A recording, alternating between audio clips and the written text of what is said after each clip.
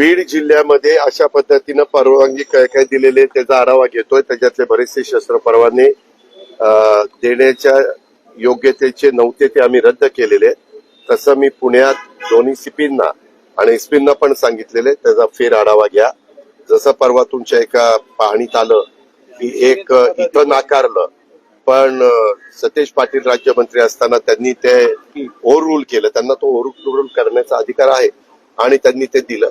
अशा प्रकारे जे काही घटना घडल्या त्याचा आपण फेर आढावा घेऊ आणि त्याच्यात एखाद्या काही लोकांना द्यायला नको असताना दिलं गेलं तर ते रद्द करू.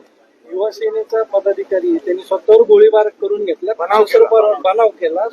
अरे ते चौकशी करते ना पोलीस. आता मला माहिती आहे, मी त्याला विचारू का रे बाबा तू बनाव केला. त्या संदर्भामध्ये पोलीस यंत्रणा चौकशीचं काम करेल आणि त्या चौकशीमध्ये जे काही तथ्य पुढे येईल आणि जे काही चुकीचं घडलं असेल तशी कारवाई होईल.